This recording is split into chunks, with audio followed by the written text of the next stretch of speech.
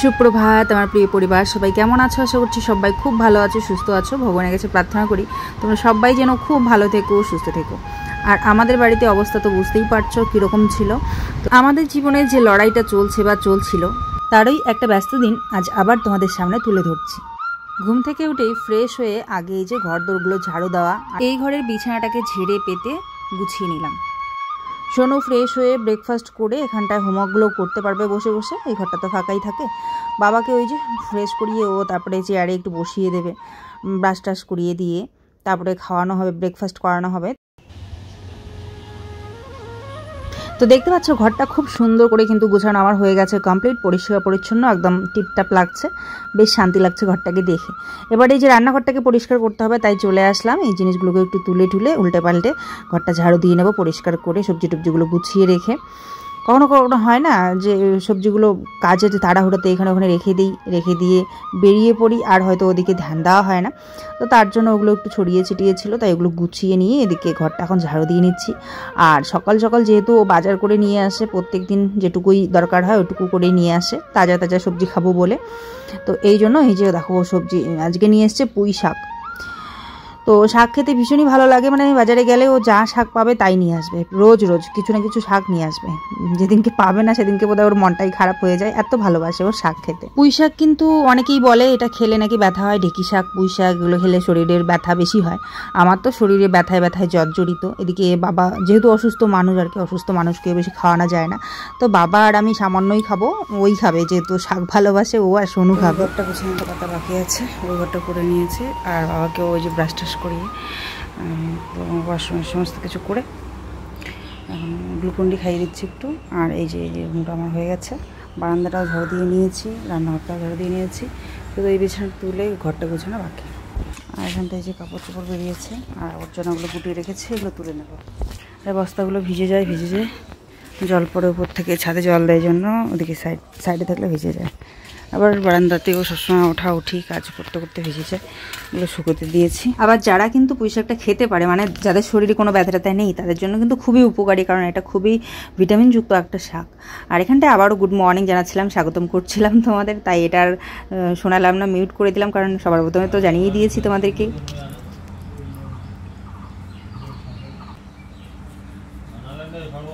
বানাচ্ছি লিখে দিলে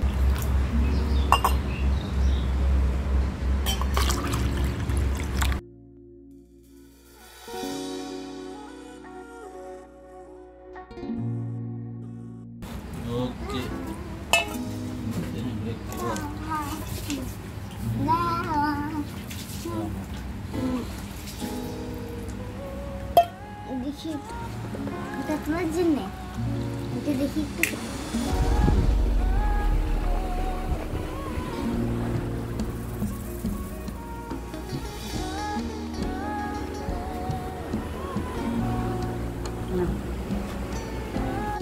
বাবার বন্ধু এসেছেন বাবার সঙ্গে দেখা করার জন্য। তো যা গরম পড়েছে এখন আর কেউ চা খেতে চায় না, বলি চা করি, বলে না যা গরম।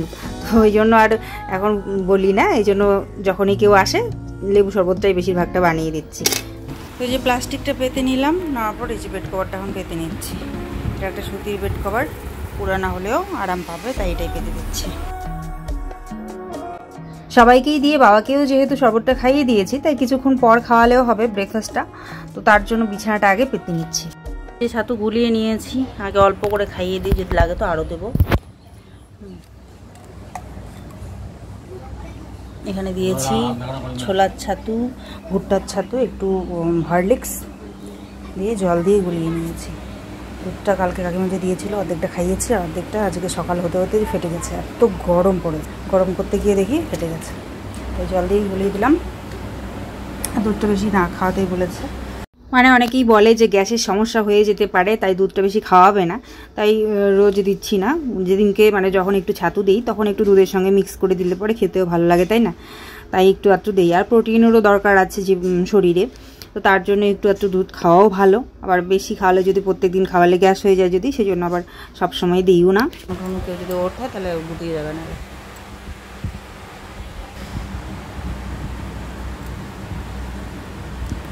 খাওয়ার আগে যে ওষুধগুলো আছে প্রেশারের, গ্যাসের, সেই ওষুধগুলো খাইয়ে দিয়ে খাবারটা খাইয়ে দেবো। ও বাবাকে ব্রাশ করিয়ে মুখ টুক ধুয়ে পরিষ্কার করে ক্রিম টিম দিয়ে বাবাকে কিন্তু বসিয়ে দিয়েছে এখানটায় চেয়ারে। ডায়াপার সব চেঞ্জ করে ফ্রেশ করে বসিয়ে দিয়েছে। আর তারপর দুপুরবেলা স্নান করাবে পরে। যতক্ষণ রোদটার দিকে থাকে ততক্ষণ না যে গরম। দিদি কালকে এতগুলো সন্দেশ এনেছিল, শেষ করতে পারিনি, তাই সোনুকে আর আয়ুষকে একটা দিয়ে দিলাম।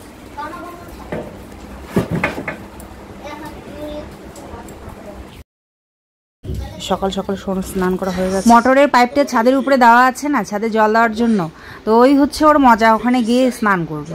এই জন্য সকাল সকাল আজকে ওর স্নান শেষ। ও ওই দিকটায় যে চেয়ারটা নিয়ে টানাটানি করবে, ঢুকিয়ে রাখবে, আবার বের করবে বাবাকে বসানোর জন্য। এত ওজনের চেয়ারটা, ওই যে রোজ রোজ এটাকে ধরে টানা হেঁচড়া করবে আর কি। আমি তো পারি না, ও বলে করছে। আর ওই যেটা চাকা আছে ওইটা তো সোজা, কিন্তু এটা বেশি ভারী। পার্লারের এই চেয়ারটাকে কতবার যে বিক্রি করার জন্য ওর ঝোঁক ওঠে, আমি ওকে মানা করি যে থাক, কারণ কিনতে গেলে অনেক টাকা লাগে, তাই না? কিন্তু বিক্রি করতে গেলে কিন্তু ডিসকাউন্ট হয়ে যায় অনেকটাই, তো লস হয়ে যায়।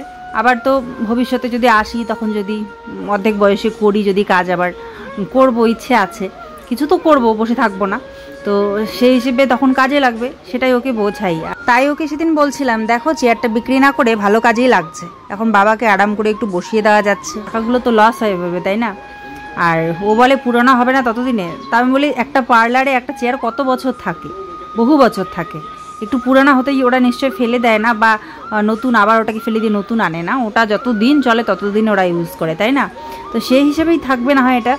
আমি না এই জিনিস বিক্রি করাটা একদম পছন্দ করি না, কারণ এই যত টাকা দিয়ে কেনা হয় তার হাফ টাকা হয়ে যায় বিক্রি করার সময়, এতটা লস আমার মনে হয় না ঠিক।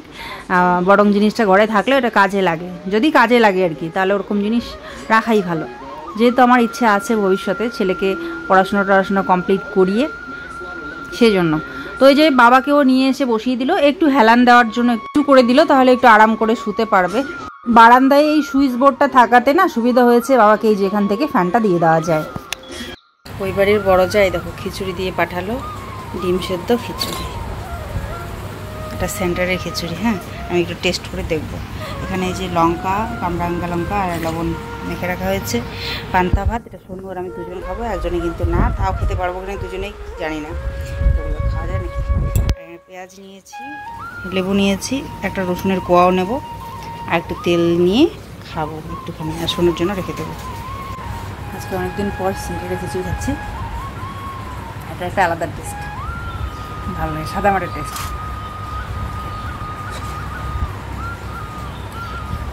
বললাম না কালকে থেকে এই যে মোটরের পাইপটা দিয়ে এখান থেকে জল নেই, কী যে সুবিধা হয়েছে কি বলবো তোমাদের বন্ধুরা। এই দেখো বালতি, মগ, বোতল সব কিছুতে একদম জল ভরে ভরে রেখেছি, যাতে জলের আর কোনো সমস্যা না হয়। এই যে পাইপ টেনে নিয়ে আসলো, সুইচ অন করে দিয়েছে, তারপরে এই যে সবগুলো ভরানো হয়ে গেল, তো তারপরে ওকে অফ করে দিল, ব্যাস। এবারে সারা দিন এগুলো চলবে, রান্না বান্না করা, খাওয়া, সমস্ত কিছু ভরে রাখলাম। হোমওয়ার্ক করেছে, খেলেছে দুলেছে দুজনে মিলে। বিছানার অবস্থা দেখো খারাপ হয়ে গেছে, এখন আর গুছানোর টাইম নেই, এখন অনেক কাজ আছে আমার। পিসেমশাই এসেছিলেন, তো ওই যে উনি গল্প করছেন, বাবাকে দেখতে এসেছেন, ওনাকেও একটু শরবত করে দিলাম, আর এদিকে সোনুকেও দিয়ে দিলাম, বাবাকে খাইয়ে দিতে হবে। গরম বেশি এবার তো বলে, মানে ইয়ের থেকে দক্ষিণবঙ্গের থেকে উত্তরবঙ্গে গরম সবচেয়ে বেশি হয়। হ্যাঁ, তার মানে ওই দার্জিলিং মোটামুটি ভুটান এগুলা সেই গরম এখন, ঠান্ডা থাকে। আমার হাজব্যান্ড কিন্তু কখনোই লুঙ্গি পরে না বন্ধুরা, ওকে দেখিনি সেরকমভাবে কোনোদিনও লুঙ্গি পরতে, কিন্তু আজকে পরেছে। কেন জানো? এই যে ওর সমস্ত হাফ প্যান্ট বাবা ইউজ করে, বাবাকে পরানো হয়, ও তো কিনে তো দিয়েছে বাবাকে, প্লাস আরও ওরগুলোও লাগে আর কি, সবসময় লাগে, প্রত্যেকটা দিন ভাবো তো চেঞ্জ করানো হয়, ভিজে যায় আর কি, তো ওই জন্য খুব লাগছে হাফ প্যান্টটা, তাই ওর সমস্ত হাফ প্যান্ট কিন্তু বাবা ইউজ করছে। তাই এই যে কী করবে বেচারা, ওই লুঙ্গি পরে আছে। লুঙ্গিটা খারাপ কিছুই নয়, ওটা কমফোর্টেবলের জন্য অনেকেই পরে, ঠিক আছে, কিন্তু ও পরেনি আর কি, কখনো ওকে দেখিনি, তাই আর কি অন্যরকম লাগছে। বাবাকে শরবতটা খাইয়ে দিলাম, এবারে রান্না বান্না শুরু করে দিতে হবে গো। সে কখন থেকে কত ধরনের কাজ যে করছি, অন্য কাজগুলো, কিন্তু রান্নাটা শুরু করতে হবে। তো রান্নাটা ওদিকে বসিয়ে দিলাম, আর এদিকে যে শাকটা ও বেছে দিয়েছে, শাকটা ধুয়ে নিচ্ছি।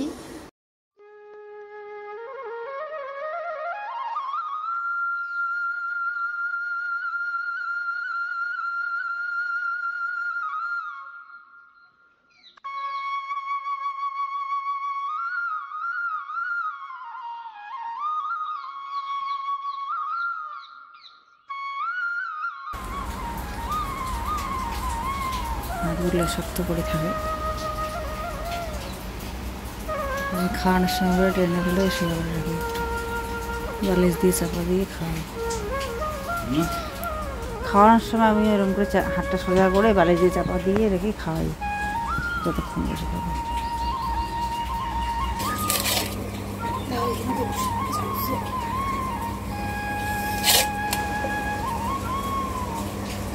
কী যে রান্না করি সেটাই ভাবছি আর কি। তো এখানটায় যে দিদি দিয়ে গেছে কাঁকরোল, এটা ভাজা করব। আর ও নিয়ে এসছে পুঁই শাক, ওটা তো আমরা খেতে পারবো, যদিও আমার ব্যথা, তারপরেও খাই, কোনো ব্যাপার না, ঝেলে নেই। ব্যথা তো সারা জীবন থাকবেই, তাই বলে আর কত বাঁচবো এই আর কি। কিন্তু বাবাকে তো পুঁই শাক খাওয়ানো যাবে না, তাহলে কী করি?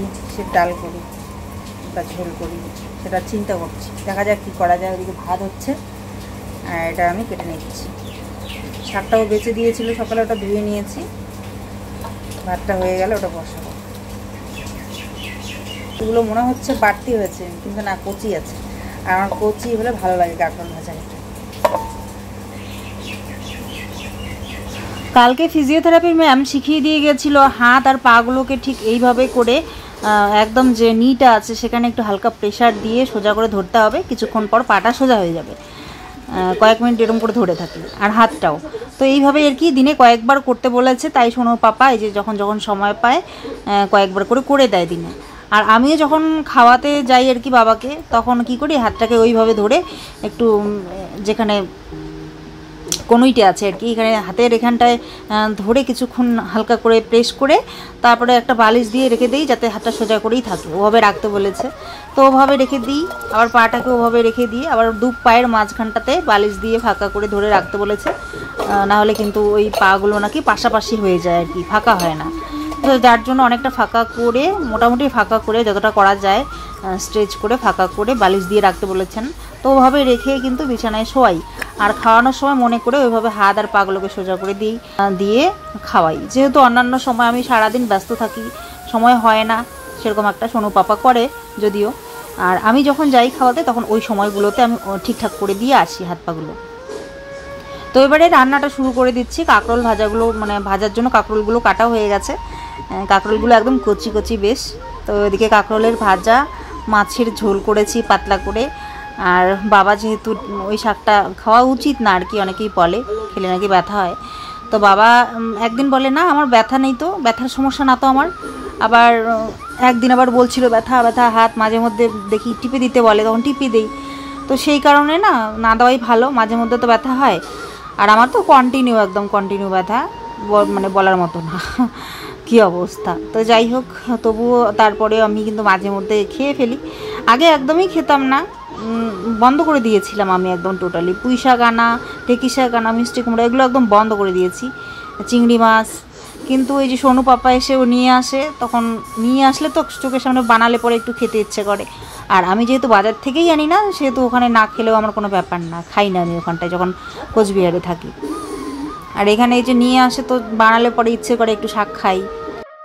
তো এই দেখো, প্রথমে খাওয়াচ্ছিলাম, খাবে না, তো তারপরে একটু জল খাইয়ে দিলাম, দেওয়ার পর আবার দিচ্ছি, বলছে মানে খাচ্ছে না। তো তারপরে এই যে বুঝালাম, কিন্তু এখানে স্পিড বাড়িয়ে দিয়েছি, বললাম বাবা খাও, বেলা হয়েছে, টাইম হয়ে গেছে, খাও। সোনু বাবাও বোঝালো, এই যে দেখো এখন কিন্তু সুন্দর করে একবার শুরু করেছে না, এখন আর থামবে না, কিন্তু আর বলবে না যে খাবো না। মানে হয়তো প্রথমেই হয়তো ভাবে যে খেতে ইচ্ছে করছে না, কিন্তু একবার যখন শুরু করি তখন আবার সুন্দর করে পুরো ভাতটা একদম খেয়ে নেয়।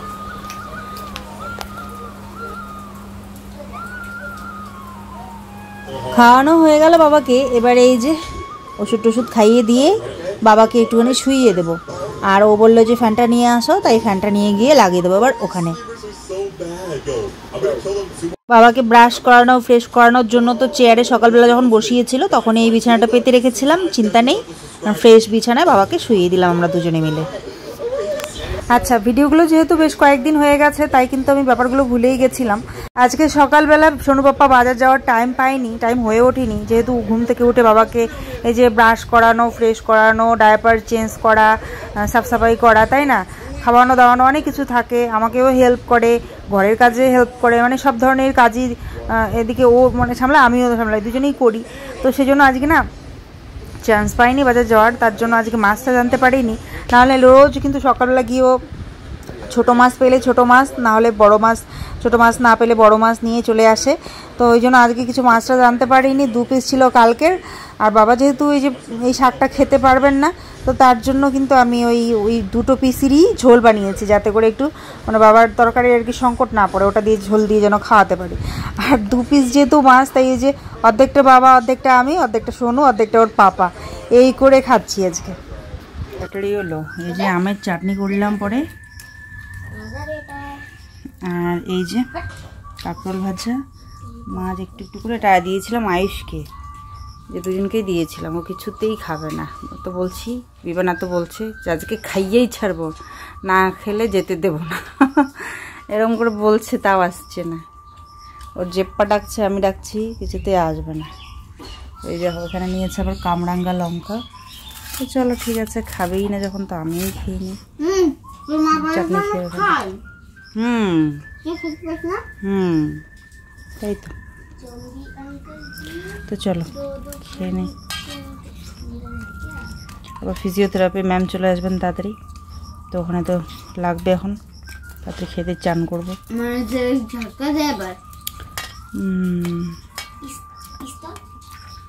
কিছু লাগবে তোমাকে? তোকে দেখতে হবে, জল খাবো। তো রান্না খাওয়া সমস্ত কাজ কমপ্লিট। টাইম টু টাইম আমাদের সবাইকে মানে সবাইকে টাইম টু টাইম আগে খেতে দেওয়াটা ইম্পর্টেন্ট ছিল, তাই সেটা আগে করেছি। তো কমপ্লিট সবাইকে খেতে দেওয়া, বাবাকে খাইয়ে দিয়ে, ওষুধ টষুধ খাইয়ে শুয়ে দেওয়া হয়েছে, বাবাকে খাইয়ে দিয়ে। আর এখন এই যে কাপড় চোপড়গুলো ধুয়ে নেবো, এই যে কাপড় চোপড়গুলো ধুয়ে স্নান করে নেবো। প্রচণ্ড গরম লাগছিলো, এখন একটু ড্যাম হয়ে আকাশটা, এখন একটু ঠিক আছে, নাহলে তো প্রচণ্ড গরম লাগছিলো। তো আজকে এখন কাপড়গুলো শুকাবে না, ওয়েদার ভালো হলো আমাদের জন্য ভালো, কিন্তু কাপড়গুলো শুকাবে না। তো কি করব, এগুলো হয়তো চিপে চিপে ভালো করে নিংড়ে নিয়ে ওই বাথরুমের ভিতরেই রেখে দিতে হবে, কালকে মেলতে হবে।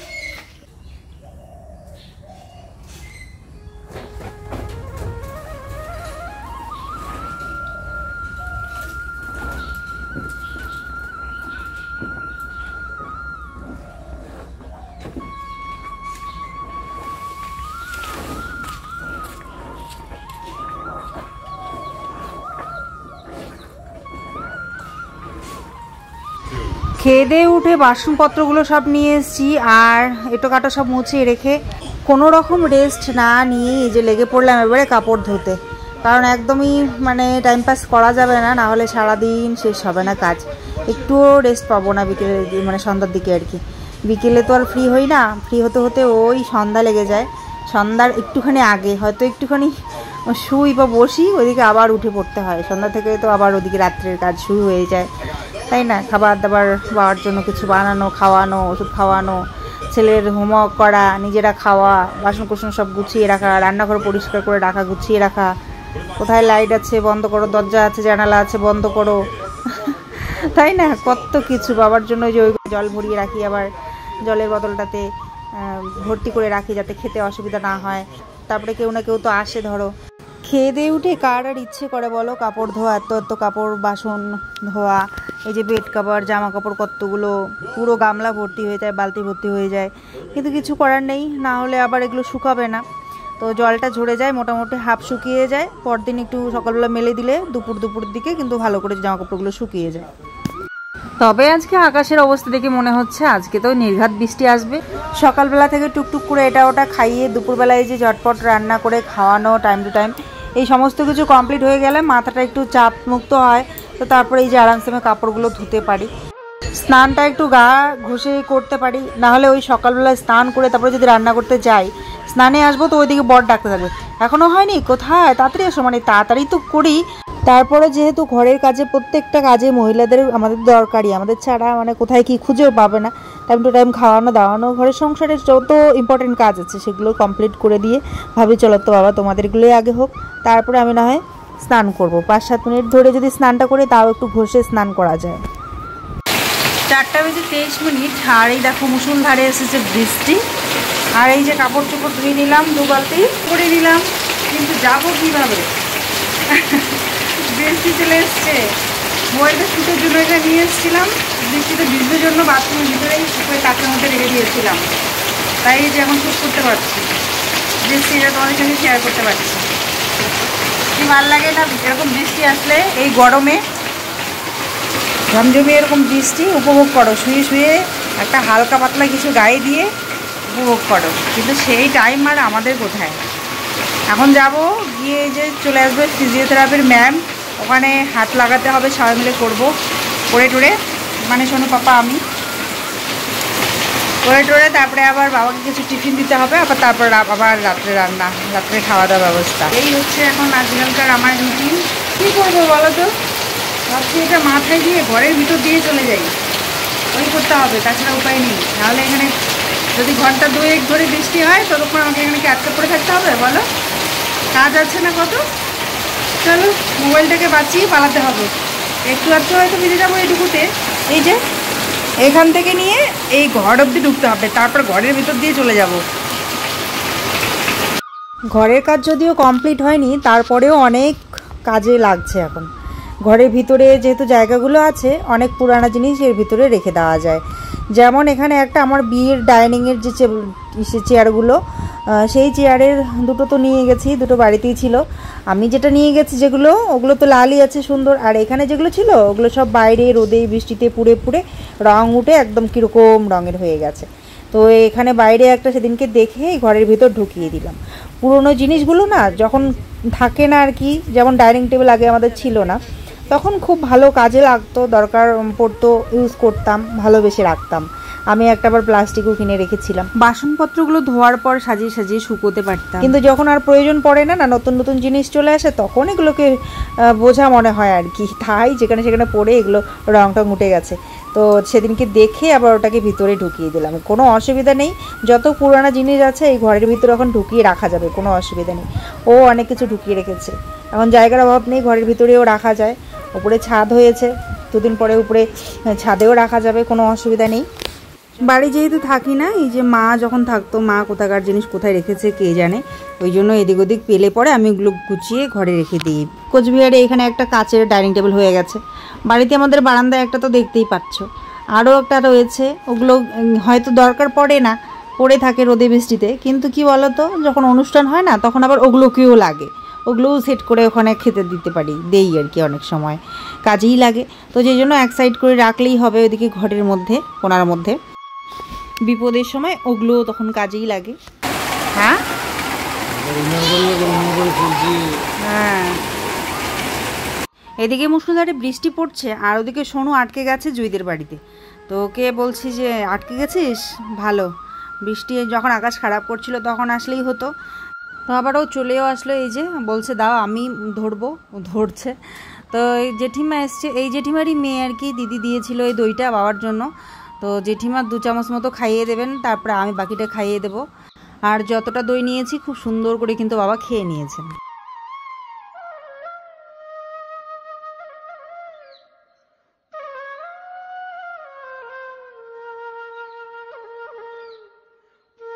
সোনুর পাপার মনটা এমন মানে ওর এমন একজন মানুষ আর কি, যতক্ষণ ওর হাতে কিছু টাকা থাকবে ততক্ষণ ও কিছু না কিছু, মানে যা লাগবে আর কি সংসারের জন্য, ফ্যামিলির জন্য সবসময় খরচা করতে প্রস্তুত। এই যে দেখো, এয়ারবেড লাগবে তো এয়ারবেড নিয়ে আসছে, ফ্যান লাগবে তো ফ্যান নিয়ে আসছে, সেদিনকে ধূপ আনতে বললাম তো কত বড় একটা ধূপের প্যাকেট নিয়ে আসছে। তো এই আর কি, যার মনটা উদার হয় না, বড় হয়, সে কিন্তু দেখবে বেহিসেবি হয় আর কি, বেহিসেবি হয়ে খরচা করে। তো ও ওরকমই, যতক্ষণ টাকা থাকবে যা প্রয়োজন নিয়ে আসতে থাকবে, তারপরে শেষ হলো কোনো ব্যাপার না, তারপরে বন্ধুরা আছে পরের মাসে আবার দিয়ে দেবে। এরকম করেই ও চলে, জানি না কীভাবে চলে, এরকম করেই মানুষ বিশ্বাস করবে না আর কি। চাকরি করে কিসের আবার টাকা শেষ, তাই না? এর আগে বলেছিলাম যে ও যাওয়ার সময় 1 টাকাও আমাকে দিয়ে যেতে পারেনি, সেই কথাটা নিয়ে অনেকে হয়তো বিশ্বাস করেনি আর কি, বলছিল এক একজন এক এক রকম, কিন্তু এটাই সত্যি গো, ও মানুষটা এরকমই। যার কাছ থেকে নেয়, যাদের কাছ থেকে নেয়, যে বন্ধুদের কাছ থেকে, তারা যদি ভিডিওটা দেখে তো তারা বুঝবে যে হ্যাঁ, কল্পনা মিথ্যা কথা বলছে না। ও আসলে কি বলে জানো তো, ও বলে যে টাকা কিসের জন্য উপার্জন করি আমরা, প্রয়োজন মেটানোর জন্য না, পরিবারের জন্যই তো। তো সেটাই যদি করতে না পারি তাহলে উপার্জন করে কী লাভ, ও এরকম বলে। তো যাই হোক, এতে আমার বিন্দুমাত্র দুঃখ নেই, কারণ ওর উপর আমার ভরসা আছে, ছোট বাচ্চা নয়, যা করে ভালো মন্দ বুঝে শুনেই করে অবশ্যই। তাই জন্য আমার কোনো চিন্তা নেই। আমি জানি যতদিন আমরা একসাথে আছি ও সব কিছু এভাবেই ম্যানেজ করে নেবে, হ্যান্ডেল করে নেবে। আর এটাও সত্যি যে আজ আছি কাল নেই, আর পরিবারের প্রয়োজনটা মেটানো সত্যি আগে দরকার। তো এখানটায় দেখো ও বাবাকে কিন্তু ঘুম পাড়িয়ে দিচ্ছে, আমি একটু আম খাইয়ে দিলাম।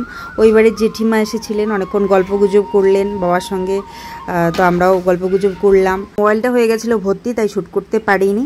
1-1.5 ঘন্টা পর বাবাকে খাইয়ে দিয়ে ওষুধ খাইয়ে দিয়ে ও ঘুম পাড়িয়ে দিচ্ছে বাবাকে গান শোনাতে শোনাতে।